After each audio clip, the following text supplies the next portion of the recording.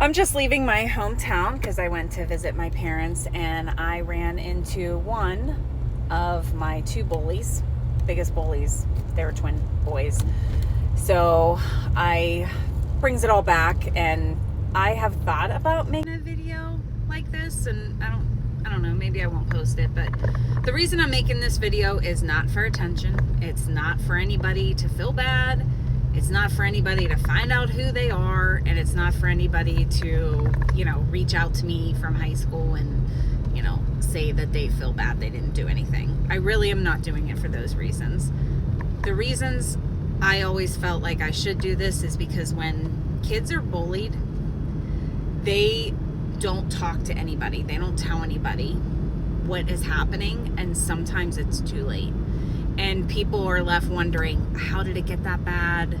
Is it really that bad? It can really be that bad. And I could have been one of those kids. And so maybe this will help. I have often thought, could somebody have stepped in? Could have something been done? I don't know. Obviously, I think it starts at home, and we all know this, like, just raise your kids to be good humans. But maybe if somebody would have picked up on the signs, that, I don't know. But I made it through. I survived it.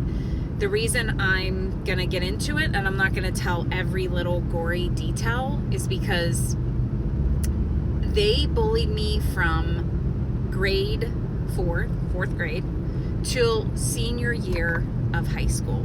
And I often think, being an adult and a mother, how sick you have to be to do that.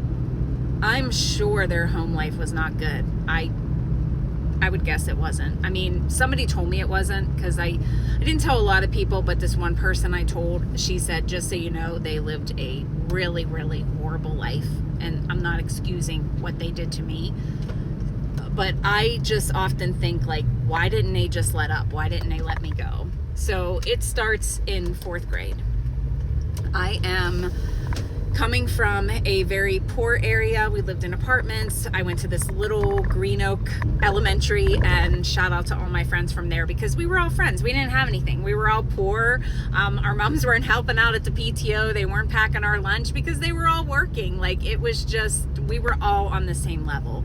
So then my family, they move on up. Like, honestly, like, we get a house, we end up in a cul-de-sac, like, and I go to a more rich school, Central. I only have 2 years of elementary school here. So I'm thinking it's going to be great. I'm thinking I'm going to have friends. As soon as I walk in, these two boys make fun of me for being tall. That's where I got the name Too Tall Tara, which I have laughed about. I think if it stopped there, I would have been okay with that. And then they go in on my nose. Also, I am on the free lunch program. So I'm bringing a red lunch ticket. I know they don't do it like that anymore, but I was the only kid on the free lunch program. So of course they make fun of me, and anything they found out about me, which I'm sure they found out from me. I don't know if I told people, but they found out, like, I didn't have a dad. My stepdad was in the picture at this point, but they're like, your dad doesn't love you. I mean, it was all the insecurities you feel as a kid. They were saying I had a speech issue, so I would go to speech. They would pull me out of school and out of class, and they would make fun of that. They would make fun of my nose being big, calling me fat. It got to the point where I did not want to eat lunch, not only because of the red ticket that told everybody that I'm poor, is because they were saying I was fat. So I don't know why the staff or the teachers never noticed that a kid was not eating. At this school, they were popular. I was not aware of popular and unpopular groups, but if you went to Central with me, I'm just going to say it, it's going to sound cruel, but you were definitely not my friend. I mean, everybody jumped on the bandwagon with them because they were the popular boys, and when they made jokes at my expense, everybody laughed, including the teacher. So it was not good. And so I'm thinking junior high is going to be different. Junior high is going to be better. No. They would follow me to class. They would follow me to my locker. They would put notes in my locker and tell me what I should do with myself. They started rumors that I was doing stuff with boys. I was not. I didn't even have boyfriends at this point. They were calling me an SLUT. They were saying things that I did with boys that I didn't even know what those things were. The only saving grace at this point, being in junior high, was that I was back with my friends from Green Oak. So a lot of my friends were picking up on it. So shout out to my friend Sarah and Christy. They're awesome. And my friend Sarah, who passed away, she actually told I don't want to say like maybe a guidance counselor. She told a guidance counselor, and they pulled me in, and I still said nothing. So I don't know what the answer is. I wish I knew making this video, but I had a pretty close relationship with my mom too, and I never told her. It's just something that I was so embarrassed about, and they were pointing out insecurities about me that I believed.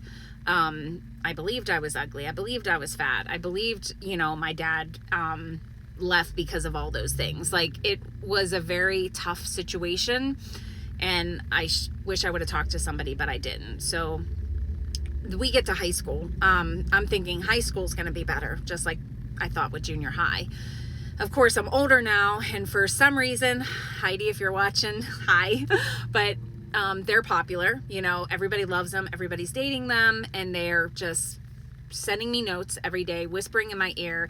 Actually, they used to do these grams. They would have these grams where you paid like $1, and you could have your name said over the loudspeaker, basically. They paid $1 almost daily to say things about me, like in code, but I knew it was me. So it'd be like too tall, IOU, because IOU was like a shirt that we would wear. It was very popular at that time, and this boy that I was dating said that we did stuff we didn't, and he mentioned my shirt. So for weeks they would, somehow make that announcement about me. So only I knew that, but it was like torture. It was just constant making fun of me. So Heidi is popular. She's gorgeous. She's beautiful. She's popular. She's a cheerleader. I don't know why she wants to be friends with me, but we meet in social studies, and she thinks I'm great. She thinks I'm a great person and wants to hang out with me. Like, she even comes over, does sleepovers, and I'm like, I don't know why this girl wants to be friends with me, because I'm so not a cheerleader. I'm so not popular. And she sees in social studies, because both boys were like in one ear, out the other. Like, they were sitting beside me, and they were like, you're this, you're that, you're disgusting. It was constant. And I would shake in class. I would have like panic attacks. I didn't know they were panic attacks at the time. And she would just stick up for me. And I'm like, what are you doing? Like, nobody ever sticks up to these boys. And she's like, leave her alone, stop doing that. And so she would like tell me, like, you need to stick up for yourself, or you just need to agree with them, which I know is like a bullying tactic. Like, I know people teach that, and it did calm it down a little bit senior year. Like, I would be, they would say, you're this, you're that. And I would say, yeah, I am. Yeah, I'm dirty. You're right. Yeah, I'm gross. Yeah, I'm an SLUT. Like, yeah, I do that every day. I do all that stuff. And they would be like, yeah.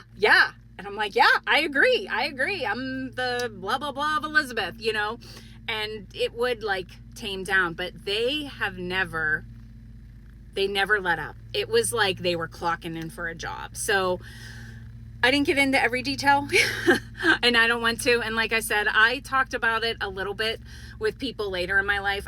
My husband's my best friend. I tell him everything. But when I was telling him some of the things they did, even outside of school, he was like, unless you want me to go to prison, I probably can't hear anymore. So my whole point is it does feel that bad. And it does feel like you have no other way. And obviously my page isn't about this. I normally don't speak about this, but just seeing him brought all those things back. And I don't know why I was the target of years of bullying from them. I'll never figure it out. And, honestly, I probably have some issues there. I'm sure I probably need therapy, and I probably need to work it out, because I don't know what I did to them. I was a nice kid, I don't know. And I don't know why nobody knew, but at the same time, I know I didn't tell anybody. I wish I would have.